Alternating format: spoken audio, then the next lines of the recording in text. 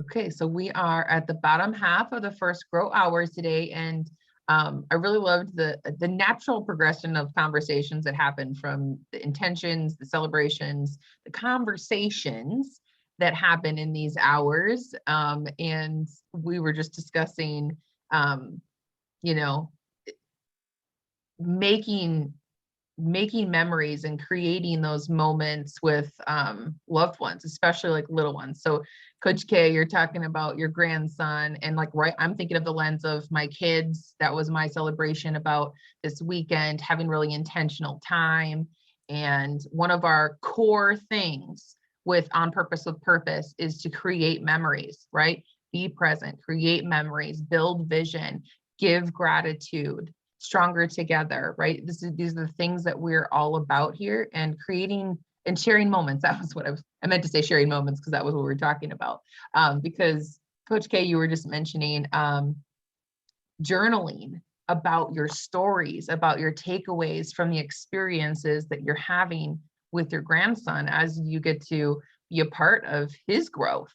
And I love the idea of like, especially like the grandparent and the grandchild being able to have that story, and that time capsule. It just keeps coming to me. It's a time capsule. I talk about my journal as that, my personal journal as that, but I love how you're talking about building that into being a grandma and having those experiences with your grandson. So I used to really get into scrapbooking, and my background is photography. So like, I am all about sharing moments and creating the memories with our loved ones, because what the heck are we here for if it's not to live our life and experience it together? So yeah, Nancy, did you want to say anything else about your journaling idea with your grandson? Or Well, what came to me as you were talking about that is you had mentioned earlier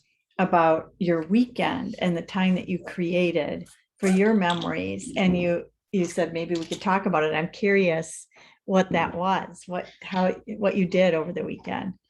yeah, so I was out for a walk. I was thinking about the fact that we had, the freedom to do whatever we wanted as a family, because we have been so busy throughout the summer, but now kids are in school, it's kind of went down. And the freedom to have the opportunity to like decide what we wanted to do with our day. I brought that home and asked each one of our kids, tell me something like inside in our home that we could do that's less than 40 minutes long, right? So they couldn't pick a movie, but something that's less than 40 minutes long that you wanted to do with us as a family of five. And then, so I wrote down what everyone said for that. And then I also asked the question about outside of the house. Like, if we could do anything you wanted today, what would you want to do? 40 minutes or less. And then they gave me this, I wrote out the list for each one of us, my husband and I included. And we did as many of those things as we could, and found out how they were in sync. Like Avery, for example, he had said, oh, outside, I want to do a nature hunt. I want to create a nature hunt for you guys to come and find on my hunt. And I said, that's great. Troy and I wanted to go explore a new state park with the kids. And I said, how great. You could do your hunt when we get to the state park.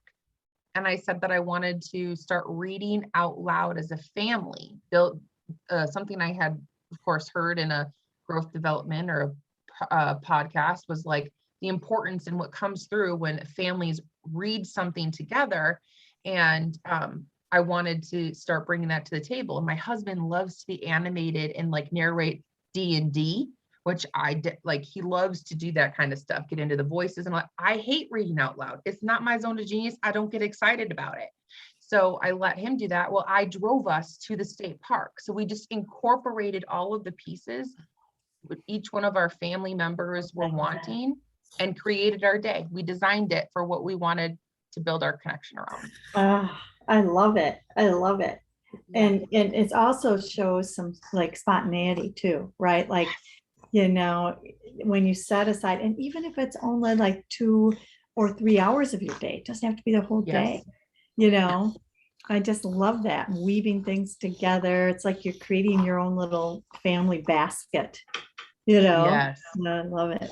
Mm. But Yes. reading aloud to the children at their ages is so critical to their intellectual growth. But like you said, some people can't read with experience, with expression, and Yes. others can. So you've got that strength that your husband's got. Yeah. Well, your strengths are a different entirely thing. But if he's got that strength, that is so wonderful. And you're going to see where the children are going to pick that up too. Reading with expression. Oh my gosh. Yeah. You ever I heard a love kid that. read with monotone? Oh, you. Yeah, I think that's me. And see, But I I- read with expression and Yeah. get those I voices. love the idea, though, of- Rowley, yeah. Yeah, the idea of playing off each other's strengths, right? Knowing where, I might be weaker and he's stronger. I gave him the opportunity to step into something that I know he enjoys. And that, right, like we have read out loud to the kids. It's really the idea of like the family listening to the same content and being able to have meat and potato conversation about what we're reading and dive deeper in that thought process. So I love this. We are over time. I'm going to pause here and we're going to start a new hour.